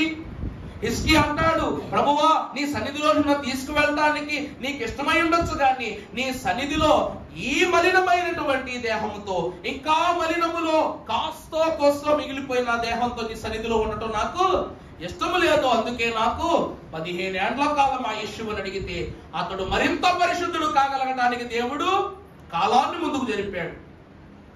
కాలము ముందుకే వెళుతూ తప్ప వెనక్కి వస్తుందా? చెప్పండి. ఇప్పుడు హిజ్కియా కోసం ముందుకెళ్ళిందా వెనక్కి వచ్చిందా? అమ్మా వెనక్కి వచ్చిందా? ముందుకెళ్ళిందా? 15 ఏళ్ళు వెనక్కి వెళ్ళాడా ముందుకెళ్ళాడా? 15 ఏళ్ళ ఆయుష్ పెంచాడు కానీ తగ్గించలేదు కదా దేవుడు. అంటే వర్తమానములో దేవుడు 15 ఏళ్ళు ఇచ్చాడు, భవిష్యత్తుకు సంబంధించిన 15 ఏళ్ళు ఎక్కడిచ్చాడంట? వర్తమానములో ఇచ్చాడు. కానీ గతించిన కాలాన్ని మరలా మరపునకు రానివ్వలేదు. అందుకే వాక్యం అంటుంది, నేను క్రొత్త ఆకాశాన్ని క్రొత్త భూమిని ఎప్పుడు చూస్తానో అప్పుడు పాత గతించిన సంగతులు ఏమియో నా మనసునకు రావు. నిజమా కాదా? అక్కడ ప్రభు ఆకాశం అంత గొప్పగా, ఆయన భూమి అంత గొప్పగా ఉంటుంది. అక్కడ వాక్యం అంటుంది, ప్రభు చెప్పినప్పుడల్లా వాళ్ళు వినలేదు. ఇప్పుడు ప్రభువుకు చెప్తున్నారు వినమని. అంతే ప్రభు అంటున్నారు, ఇక నుండి ఎవరికైనా సరే క్షమాపణ అంటున్నావు, సరే నిన్ను క్షమిస్తా. రేపొద్దు నీ కొడుకు కయ్యూను తప్పు చేయగలడు, నువ్వు రాసివ్వగలవా? వాడు తప్పు చేస్తాడు, నిన్ను క్షమించాను కాబట్టి నా తండ్రికి క్షమాపణ ఇచ్చావు, నాకు కూడా ఏమేమో క్షమాపణ ఇవ్వు, నా తండ్రి క్షమించవా అంటాడు. ఇస్తా. వాడి కొడుకు అడుగుతాడు, వాళ్ళ కొడుకు అడుగుతాడు, వాళ్ళ కొడుకులు అడుగుతారు. ఇక రాకడ కాలము వరకు నేనేం చేయాలి? మీ పాపాలకు క్షమాపణ ఇస్తూనే ఉండాలి. మరి ఎప్పుడు మారుతారు మీరు ఎప్పుడు మారుతారు? అందుకే దైవ ద్రోహులకు ఇదే తగిన శాస్తి. స్వర్గ సౌఖ్యాలు ఇక్కడ నుండి మీకు ఏం చేస్తున్నాను? నేను దూరం చేసేస్తాను, తీసేస్తాను అక్కడ నుండి. ఇక్కడ నుండి నొసట చెమట చిందించాల్సిందే, మీరు అలా బతకాల్సిందే అని ప్రభు చెప్పేశాడంట. ఇదంతా దేని వల్ల? సాతానుడు వచ్చి చెప్పటం వల్ల. అంతే కదండి. సాతానుడు ఏం చేశాడు? ఇప్పుడు మన ఇంట్లో మన అమ్మ ఉంది, మన చిన్నప్పటి నుంచి ప్రేమగా చూసుకుంది, అడిగినవన్నీ కొంది, తండ్రి అడిగినవన్నీ కొన్నాడు. ఉన్న పలంగా ఒకరోజు మనం ఏదో ఒక పిచ్చి పని చేసాం, అల్లరి పని చేసాం, 4 దెబ్బలు బాధేశారు ఇద్దరు కలిసి, ఏడుతున్నావు. అప్పుడు వస్తాడట మహానుభావుడు, ఎవరో పెండో వచ్చి బుధం మీద చేసి, ఎలా ఎందుకు ఏడుతున్నావు అంటేను, పాప చితక బాధేసిందిరా, మా నా చితక బాధేసి ఈడు మొదలెడతాడు. ఈ పెద్దోళ్ళందరూ ఇంతేరా, ప్రేమ నటిస్తారంటే ప్రేమను చూపిస్తానని నటిస్తారంతే అని మొదలు పెడతాడు. అప్పటి వరకు తల్లిదండ్రులు కొన్న ఏమి గుర్తుకురావు, కానీ ఒక ₹10 చాక్లెట్ కొంటాడు వాడికి. ఈ చాక్లెట్ తో ప్రపంచమంతా కూడా ఈ గుప్పెట్లోకి వచ్చిన ఆనందంలో ఈడే నా ప్రాణమిత్రుడు, నేను అమ్మా నాన్నలైన వదిలేస్తాను, వీడి కోసం సిద్ధపడిపోతారు. రోజు ప్రభువు వీళ్ళ కోసం 5 దినాలు సృష్టి చేశాడు. దేవుడికి 5 దినాలు పట్టిందంటే సృష్టి చేయటానికి. మరి దేవుడు ఇంకెంత కష్టపడి ఉండాలి? మనకి ఇవ్వబోయే ప్రతి సౌకర్యము వెనక దేవుని చెమట చూపు కనబడట్లేదా? తర్వాత 6వ దినం అంతా కష్టపడి నిన్ను చేశాడు.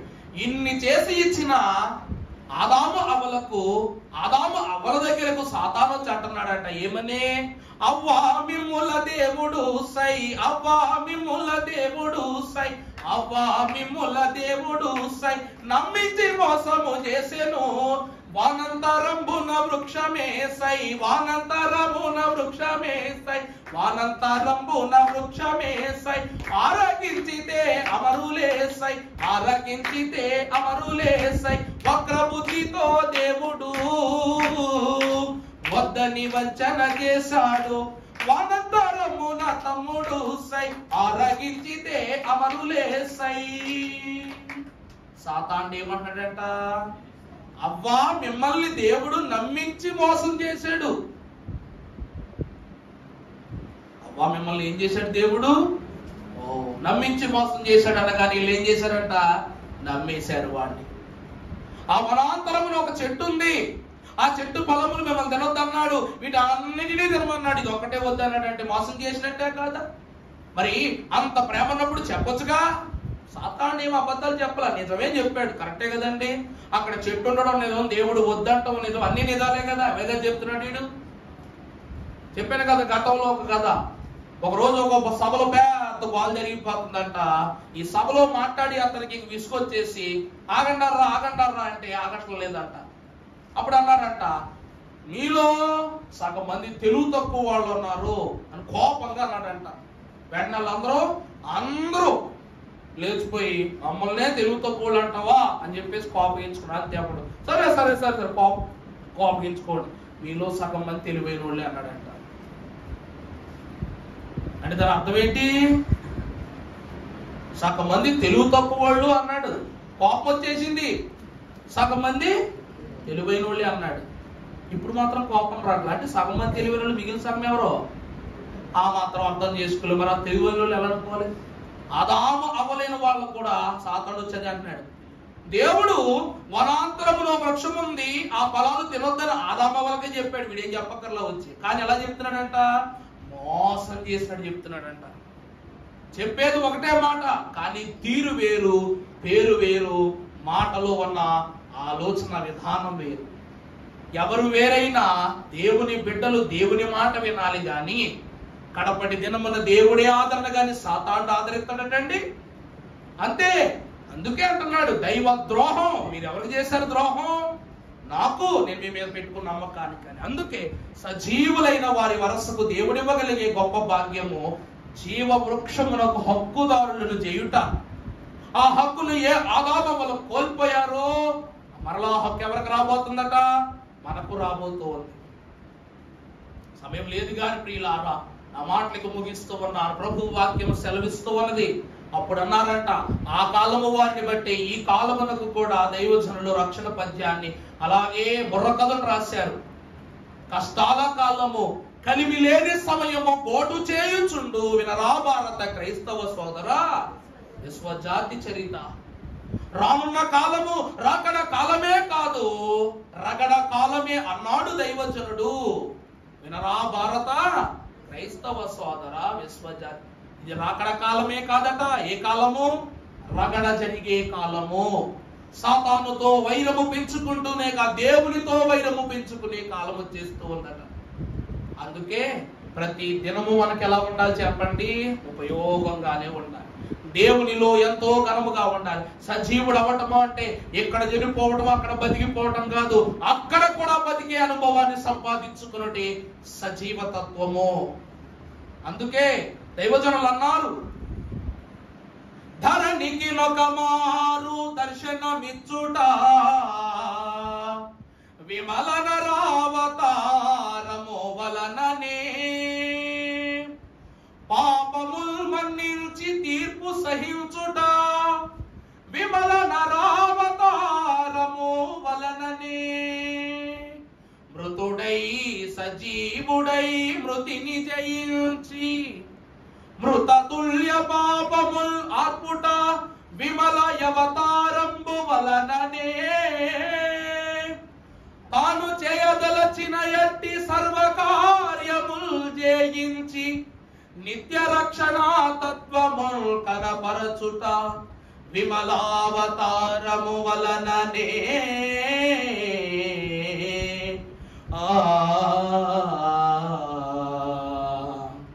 ధరణికి ఒక్క మారు దర్శనమిచ్చుట విమల నరావతారము వలన. అంటే క్రీస్తే కాదు, నువ్వు కూడా ఈ భూమి మీద ఒకసారే పుడతావు. నీకు 7 జన్మలు 20 జన్మలు 30 జన్మలు లేవమ్మా.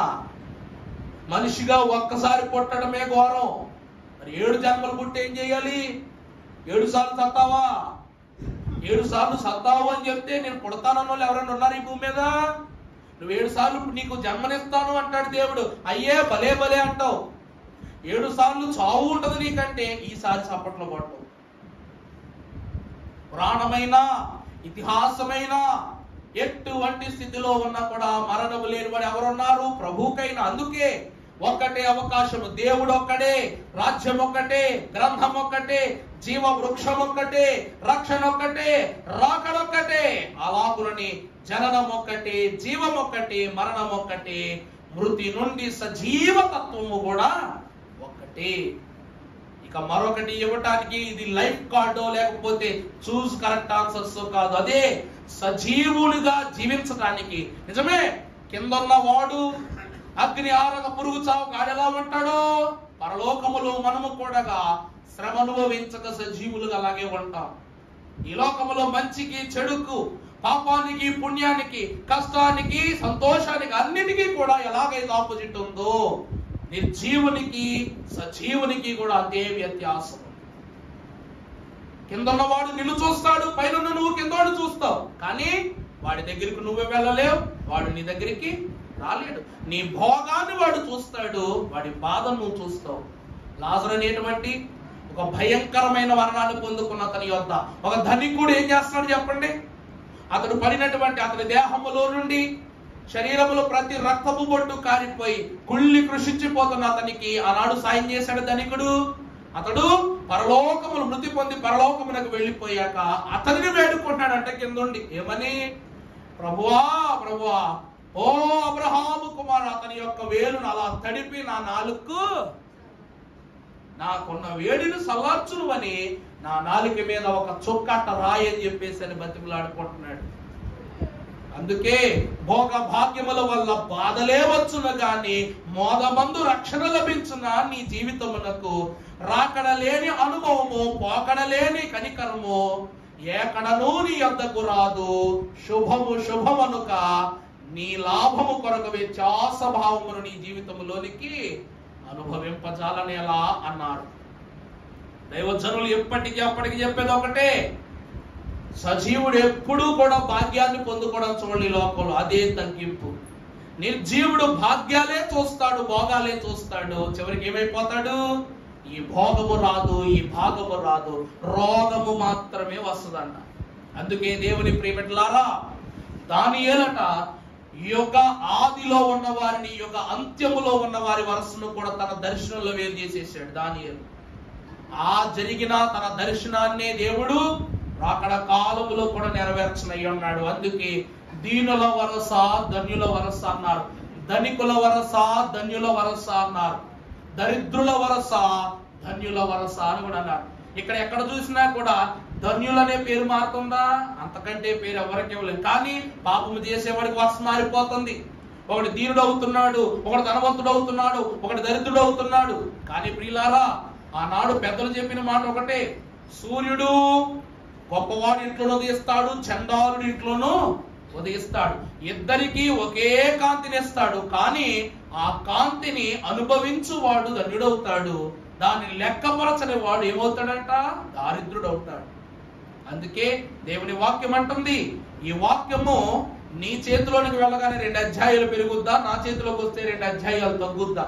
నువ్వు చదివిన అవే పదాలు, నేను చదివిన అవే పదాలు, కానీ అర్థము చేసుకునే విధానమే సజీవమైన తత్వం. అందుకే ఈ వాక్యం ఏమై ఉన్నది? సజీవ వాహిని అయి ఉన్నది. నిన్న ఓ మాట మన మహానుభావుడు వెట్టకట్టాడు, రాలేదేమైనా. మేము మాట్లాడుకున్న మా చెల్లి నేను యూత్ కోరోడ్ సంతోష్ ఉన్నాడు కదా, ఓ మాట అడిగాడు, అనయ్య బైబిల్ అంటే ఏంటో ఒక్క మాటలో చెప్పని అన్నాడు అనమాట. ఒక్క మాటలో చెప్పని అన్నాడు. What is the brief synonym of Bible అని అడిగాడు అనమాట. అని అడిగితే ఏమని చెప్పాలి? బైబిల్ అంటే పరిశుద్ధ గ్రంథం అని అర్థం మీద ఉన్నది చెప్పాలా? ఇందులో 66 పుస్తకాలు ఉంటాయి, ఎన్నో వందల అధ్యాయాలు ఉన్నాయని చెప్పాలా, వేల వచనాలు ఉన్నాయని చెప్పాలా, లక్షల కొద్ది పదాలు ఉన్నాయని చెప్పాలా, కోట్ల అక్షరాలు ఉన్నాయని చెప్పాలా, ఏమని చెప్పాలి? అసలు బైబిల్ అంటే ఏంటి అమ్మా? దేవుని వాక్యం, దేవుని ఉనికి. మరి ఇది దేవుని వరకు, మరి మనకేంటి బైబిల్ అంటే? BIBLE. బి అంటే బేసిక్, బి అంటే ఏంటండి? బేసిక్. ఐ అంటే ఇన్స్ట్రక్షన్స్. ఐ అంటే ఏంటండి? ఇన్స్ట్రక్షన్స్. మళ్ళా బి అనగా బిఫోర్, ఎల్ అనగా లివింగ్, ఈ అనగా earth. The basic instructions before living earth అంటే ఈ భూమిని విడిచి వెళ్ళిపోబోవు నీకు ఆ దేవుడిచ్చిన పరిశుద్ధ ఆజ్ఞల పుస్తకం ఏమై ఉన్నది? ఈ భూమిని విడిచి వెళ్ళేటప్పుడు నువ్వు తెలుసుకోవలసిన ప్రాముఖ్యమైనటువంటి పుస్తకం ఏ పుస్తకం? Basic instructions before living earth is called Bible. దీని ఎంతకంటే ఏమని చెప్పాలి? ఇది తెలుసుకోకుండా ఈ భూమిని నువ్వు దాటలేవు, దీన్ని ఎరుగకుండా దేవుని ఉనికి నువ్వు పట్టుకోలేవు. ఈ బైబిల్ అంట ఏ గ్రంథమైనా కూడా ఎవరి చేతిలో ఎంత గౌరవిస్తారు తెలియదు, కానీ ఇది చండాలుడి చేతులను ప్రకాశిస్తుందట, ధనికుడి చేతులను ప్రకాశిస్తుందట. దీని ద్వారా వాని విలువే పెరిగిపోతుందట. మరి భక్తులు ఎంత గొప్పగా చెప్పారో చూడండి. మురికి దుస్తులు వేసుకున్నవాడు పట్టుకున్నను ఇది మహిమగానే కనబడుతుంది వాడి చేతిలో, అలాగనే ధనికుని చేతిలో కూడా ఎలా కనబడుతుందంట. మరి వీళ్ళందరూ సజీవులు కాదా? ఇలా సజీవులు కాదా చెప్పండి. దేవదాసయ్య గారు బైబిల్ చదువుతూ ఇలా పెట్టుకుని పడుకుని పోయారంట పడక కుర్చీలో. దైవజనుడు మెలుకుగా ఉంటే ఎలాగా ఎన్నిందో బైబిల్ని దూరం చేయలేం కాబట్టి సాతానుడు పడుకున్నప్పుడు ఈ బైబిల్ అత్తకు చూశాడంట ఆయన చేతుల్లోంచి. పాపం అది లాగుతుంటే వత్తలేదంట. ఏమిటా ఈ మర్మం అని చెప్పేసి ఆయన తల దగ్గరికి వెళ్ళి చూస్తే ఈయన బైబిలుని ఎలా పట్టుకున్నారో ప్రభువు కూడా ఈ బైబిల్ ఇలా పట్టుకున్న చేతుల మీద ప్రభు చేతులు వేసేశారంట. హృదయములో ఉన్న ప్రభువు అన్నాడు కదా యోబు మహాభక్తుడు, పరమభక్తులు అని ఏమంటారు చెప్పండి? నీ దేవుడైన యెహోవానగు నేను నీ హృదయాన్ని పరిశోధించి తెలుసుకునేవాడిని. అంటే ప్రభు ఎక్కడున్నట్టు? హృదయం ఉన్నారు కనుక దైవజనుడు బైబిల్ను పట్టుకుంటే ప్రభువు ఆ బైబిల్లో నుండి చేతులు వచ్చి దైవజనుడిని పట్టుకున్నాయంట. మరి ఈ గ్రంథాన్ని ఒక్కసారి అలవాటు చేసుకుంటే ఈ లోకం మనిషికి అలవాటు అవ్వదు. దేవుని ప్రియబిడ్డలారా, ఇదే రాకడంటే నాయనా రాకడ ఎప్పుడు అని ప్రభువుని అడిగితే అయ్యగారికి చెప్పిన మాట, ఆ పుస్తకం నిజంగా మరలా దొరకాలి. మనం స్తుతులు చెప్పినప్పుడు చూస్తాం, అయ్యగారి యొద్ద నుండి ఒక పుస్తకము ఎవరో తీసుకున్నారు, అది దొరికితే రాకడకు గల ఎన్నో గుర్తులు ఆ సమయం ఏదో మనకు తెలుసు అన్నారు కదా. ఆ పుస్తకం తప్పక దొరకాలి. కానీ దైవజనుడు దాని గురించి ఒక మాట చెప్పారు. ఏంటంటే, ప్రభువా ఈ రాకడ సమయం ఎప్పుడు అంటే మీరు మారినప్పుడు అన్నారంట. ఎవరు మారినప్పుడు? మీరు మారినప్పుడు అన్నారంట. అంటే అందరినీ ఒక లెక్కలోకి లాగేస్తారు ప్రభు. మీరు మారినప్పుడు అంటే వధువుగా మారినప్పుడు అన్నారంట. వధువుగా మారాలంటే అధమ మొక్క పాపమైన అంటకూడదు, అంటనివ్వకూడదు, అంటూ అంటూ అంటూ అంటే ఏం చేయాలంట? దూరముగా ఉండాలి. ఆ దినం వచ్చినప్పుడే నేను వస్తానన్నారంట. అప్పుడు మన వాక్యంలో చదువుకున్నట్టు జకర్యా గ్రంథం 2వ అధ్యాయం 18వ వచనములో చివరి వచనం 13వ వచనములో ఉంటుంది అన్నమాట. సకల జనులారా యెహోవా తన పరిశుద్ధ నివాసమును విడిచి వచ్చుచున్నాడు. ఉందమ్మా మాట చదువునానా? సకల జనులారా యెహోవా తన పరిశుద్ధమైన విడచి వచ్చుచున్నాడు. అంటే ఆయన సన్నిధిలో నువ్వేమై ఉండాలి? మౌనులై ఉండాలి. ఎందరు ఏమన్నా ఏ మాటలు వినకూడదు ఆయన సన్నిధిలో. దేవుని మాట ఒక్కటే వినబడాలి, దేవుని స్పర్శ ఒక్కటే కనుగొనాలి, దేవుని ఉనికి ఒక్కటే నీకు కనబడాలి. అప్పుడు దేవ వాక్కు నిజమవుద్ది మన యందు. అప్పుడు దిక్కులు చూసే స్థితి మనకు దేవుడు ఇవ్వడు. అందుకే ప్రియులారా, అందుకే ప్రతి ఒక్కరిని దైవజనులు అంటున్నారు, మిత్రోడారా రమ్మో, మిత్రోడారా రమ్మో, మైత్రితో పారమార్థికమైన మాటల్ వచింతో మన్నానాతో విను, మిత్రోడారా రమ్మో. నేను ఈ పదాన్ని కాస్త వివరణగా రాసుకుంటే, మిత్రుడా రారమ్ము, రమ్ము రారమ్ము అంటే వేగముగా రా, మైత్రితో అనగా హృదయ శుద్ధితో ప్రేమతో అనుబంధమును సమకూరుస్తూ. మైత్రి అంటే ఏమిటి చెప్పండి? స్నేహము. మైత్రితో మనం ఏం చేయాలి? పారమార్థికమైన పరమ అర్థాలు కలిగినటువంటి మాటలు వచింతు ఏం చేయాలి? మన్ననతో విను. గొప్ప హృదయము కలిగి నీ చెవులు పెద్దవి చేసుకుని విను, మిత్రుడా రారమ్ము. ఈ ఒక్క పాట అంతా చూసుకుంటే ఆది నుండి అంచెం వరకు, అంచెం నుండి పరలోక భాగ్యం వరకు అన్ని విషయాలు ఉంటాయి అందులో. ఈరోజే ఓ మాట దేవదాసయ్య గారు చెప్పి నా క్రమం ముగించేస్తా. ఒకరోజట ఉద్యోగం చేసుకుంటున్న ఒక వ్యక్తి చాలా దిగాలగా ఇంటికి వచ్చాడంటే, పాపం నీలాగే ఉద్యోగాలు చేసుకోవాలి. చేతులు ఎత్తండి, చేతులు ఎత్తండి అమ్మా. ఏం గర్వ కారణంగా ఎత్తుకోపోయి చేతులు ఎత్తండి. ఇక్కడ గృహాల్లో పిల్లలకు పనులు చేసే వాళ్ళు కూడా గృహిణి, అది కూడా ఉద్యోగమే. ఎప్పుడైనా అప్లికేషన్ చూసారా? ఆక్యుపేషన్ అని అంటే ఏం రాస్తారు? ఆక్యుపేషన్ అంటే ఏం రాస్తారు? ఆమె ఇంజనీర్, డాక్టర్. గృహిణీలు ఏమని రాస్తారు? హౌస్ వైఫ్, అంతే కదా. అది కూడా ఉద్యోగమే. అంటే అందరూ ఉద్యోగాలు చేస్తున్నాం. ఇలాగున్న ఒక ఉద్యోగస్తుడు దైవజనుల కాలంలో తన పని పూర్తి చేసుకుని బోళ్ళంత ఒత్తిడి బుర్రమే పెట్టుకుని వచ్చాడు. పాపం వచ్చి రాగానే ఏదో ఈ భారం, కుటుంబ భారం ఓ పక్క, పని భారం ఓ పక్క, ఆరోగ్య భారం ఓ పక్క, ఇవన్నీ ఎక్కువైపోయి తలవాలుద్దాం అనుకునే లోపు పెద్ద పెద్ద శబ్దాలు, చుట్టుపక్కల చిరాకులు వచ్చేస్తుంటే ఆ శబ్దాల మధ్యలో నుండి ఒక శబ్దం వినబడిందంట, ఒక మాట వినబడిందంట. ఏంటంటే, బుర్రలు బాగు చేస్తాం బాబు, బుర్రలు బాగు చేస్తాం అనే మాట వినబడిందంట. ఏంటండి? బుర్రలు బాగు చేస్తాం బాబు, బుర్రలు బాగు చేస్తాం అన్నారంట. ఈ మాట వినగానే దిగ్గులు లేచిపోయాడంట ఆ కుర్చీలో వచ్చి. లేచి బయటకు వచ్చి ఎవరి మాట అంటున్నారని చూస్తా ఉంటే దైవజనులు దేవదాసయ్య గారు అంట అక్కడ నడుచుకుంటూ వెళ్తున్నారంట. ఆయన చేతుడు ఆ కాలంలో మైకులు లేవు కాబట్టి మనకున్నటువంటి పేపర్లు ఇలా చుట్టి ఏం చేసేవారు? మాట్లాడేవారు కొంతమంది, అంతే. ఆయన అంటున్నారంట, బుర్రలు బాగు చేస్తాం, ఎంత శ్రమ ఉన్నా కూడా ఆ శ్రమ కలిగిన ప్రతి బుర్రను మేము బాగు చేస్తామంటే, ఫ్రిడ్జ్లు బాగు చేసేవాళ్ళని చూసాం, టీవీలు బాగు చేసేవాళ్ళని చూసాం, ఈయన బుర్రలు బాగు చేసేవాడు అంటున్నాడు. ఏంటని? అయ్యా బాబు నాయన కాస్తంత మా ఇంటికి రండి అన్నాడంట. అనగానే వెంటనే అయ్యగారు ఇంటికి వచ్చారు. నాకు ఇదండి సమస్య, నా బుర్రనేట బోళ్ళంతా ఇబ్బందులు, శ్రమలు, శోధనలు ఉన్నాయి, నా బుర్ర బాగు చేయండి అనగానే వెంటనే దేవదాసయ్య గారు ఏం చేశారంట? కీర్తన పుస్తకం తీసుకున్నారంట. తీసుకోండి, అందరూ తీసుకోండి కీర్తన పుస్తకం.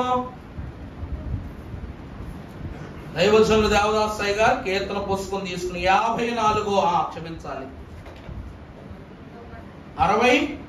42వ పాట వెంటనే తీసుకున్నారంట. ఇప్పుడు అందరూ కలిసి పాడదాం. వెంటనే ఈ పుస్తకం తీసుకోగానే మోకరించుకున్నారంట బాబుని. వెంటనే మొదలు పెట్టారంట. ఏమని? అందరూ కలిసి పాడండి. ఇంటిలో నీ పోరు ఇంకి పోవును కాక, వాదాలు భేదాలు వాడి పోవును కాక, కలహాలు నీటాను కలసి పోవునుగా, యుద్ధాలు క్రమముగా ఒడిగిపోవునుగాక, అన్ని పాపాలోనూ అంతరించునుగాక, సర్వదేశములందు శాంతి కలుగునుగాక, నాగాని ప్రతి రాతి నరుని కబ్బునుగాక, దేవుని మృక్కోట తేజారిల్లునుగాక, ఆయన బోధాలే అలుముకొనుగాక, ప్రజలందరికి దైవ భక్తి పెరుగునుగాక, మంచి జీవిని కనిగారించుచుందురుగాక, పాడి పంటలు ప్రతి వాని కొండునుగాక, వెలుగు నీరు గాలి కలుగా చేసిన తండ్రి మన యందరి వలన ఘనత నొందునుగాక, మన యందరి వలన ఘనత నొందునుగాక. మిత్రుడారము మైత్రితో పారమాధికమైన మాటల్ వచింతు మనునాదతో విను మిత్రుడారము. ఈ పాట దైవజనుడు ప్రభు చెప్పగా రాసిన తరువాత మొట్టమొదట ఈయన దగ్గరే పాడారంటే ఈ పాట. బుర్రలు బాగు చేస్తామన్నారు కదా, ఆ బాగు చేసాయి నేను రమ్మన్న తర్వాత ఈ పాట పాడి మిత్రుడా రారమ్ము, మైత్రితో పారమార్థికమైన మాటలు వచించుదును. ఏం చేయి నువ్వు? నేను చెప్పే మాటలు జాగ్రత్తగా వింటే నీ బుర్ర ఏమైపోద్ది? బాగైపోద్ది అన్నారంట. ఎంత ఘనమైన భాగ్యం అంటే ప్రియులారా, సజీవుడు కావాలి అంటే బైబిల్ మిషన్ అనుభవం ఉండాలి. ఈ మిషన్ అనుభవము తెలియక ఎన్నో బోధలు వెంబడి మనం ఉన్నామే. కానీ అందుకే దైవజనులు అన్నారు, బైబిలు బోధించు వానికి బాధ, బైబిలుకు బాధ అన్నారు. అర్థమైందండి? బైబిలు బోధించువాడు బాధనందుతున్నాడు, బైబిలు బాధనందుతుంది. బైబిలు బాధనందితే సంఘం ఏం పొందుద్ది? మరి బాధ పొందదా? బైబిల్ ఏడిస్తే మనం ఏడ్చినట్టు కాదా? బైబిలు ఆనందముగా ఉన్నది ఏ రోజుననగా దానిని ఘనముగా తన బిడలైన వారు. ఈ రోజు ఒక వస్తువు కొనుక్కుంటే అది నువ్వు వాడినా పాడవుంది, వాడకపోయినా పడిపోదు. టీవీ కొనుక్కున్నావు, 10 సంవత్సరాలు 20 సంవత్సరాలు వదిలేద్దాన్ని, అలాగా ఏమవుద్ది? పెట్టులో పెట్టి వదిలేసినా పాడైపోద్ది. అలాగే వాక్య గ్రంథము కొనుక్కుని నీ గృహములో ఏదో ఒక మూల దీన్ని పెట్టడం ద్వారా ఈ వాక్యములో ఉన్న సారం ఏమైపోద్దంట? నీలోనికి రాదు, నీ గృహంలోనికి రాదు, నీ ఆత్మలోనికి రాదు, నీ తలంపులోనికి రాదు. మరి ఏమైపోయినట్టు? ఎవరికి పోయి చేతిలోకి వెళ్ళిపోయినట్టు? ఒకరోజు అయ్యగారి శిష్యుని యొక్క బైబిల్ అంట, ఆయన బైబిల్ పోతే కొత్త బైబిల్ కొనుక్కున్నాడంట. కొత్త బైబిల్ కొనుక్కున్నాడంట. ఇది అయ్యగారు వాళ్ళకి ఇచ్చిన బైబిల్ అంట. మరి ఉండేసరికి మనం ఏం చేస్తాం? ఇప్పుడు మా అమ్మగారి బైబిల్ నేను తీసుకున్నానంటే నాకు అర్థం కాదు, ఏ పేజీ అర్థం కాదు. నేను నా బైబిల్ తక్కువ తీసేస్తా. ఇదే బైబిల్ వాళ్ళకి ఇచ్చాను, వాళ్ళకి అర్థం కాదు. ఎందుకంటే మీ బైబిల్లో ఏ పేజీలో ఏ అండర్లైన్ చేసినా అన్నీ మీకు బాగా తెలుసు. కొత్త బైబిల్ కొనుక్కున్న తర్వాత అయ్యగారు పలా అధ్యాయం చెప్పగానే త్వరగా తీయట్లేదంట, ఎప్పుడూ త్వరగా తీసేవాడు తీయట్లేదంట. అప్పుడు అయ్యగారు అన్నారంట, ఈరోజు ఆలస్యం అవుతుందే బైబిల్ తీయడానికి అనగానే అయ్యగారు లేదండి లేదండి అని చెప్పేసి మళ్ళా తీసాడంట. కొంతకాలం తర్వాత ఈ శిష్యుని యొక్క బైబిల్ ఆ గదిలోనే ఎక్కడో ఒక మూల కనబడిందంట. దానిని ఏం తింటున్నాయి చెప్పండి? ఈ పేపర్లు ఏం తింటున్నాయి? చెద తింటుందంట. చెద తింటూ ఉంటే అప్పుడు అది తీసుకుని జాగ్రత్తగా అయ్యగారికి తెలియకుండా అయ్యగారు దొరికిపోయాడు పాపం.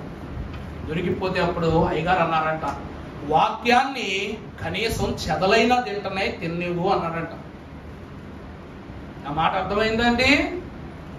దైవజనులు ఏమన్నారు? సకల ప్రాణులు యెహోవాను కనీసము అలాగైనా అవన్నా వాక్యాన్ని తింటున్నాయి, మనుషులు ఎలాగా భుజించట్లేదు, చెదలను తిని దానిలను తిన్నివ్వు, దానికన్నా దేవుని వాక్కు వంటబట్టుద్ది అన్నారంట. అంటే దానికి ఉన్న ఆసక్తి కూడా మనుషులకు లేకపోవటమే ఈ లోకములో దుర్జన స్థితి, నిర్జీవ స్థితి. అందుకే ప్రియులారా, ఈ వాక్యము వదిలిపెట్టబడినట్లయితే లోకములో ఎన్నో వదిలిపెట్టేసినట్లే, అన్నీ వదిలిపెట్టేసినట్లే గనక సజీవులై ఉన్న మనకు నిర్జీవులతో ఏమి పొంతు? ప్రభు అన్నారా లేదా?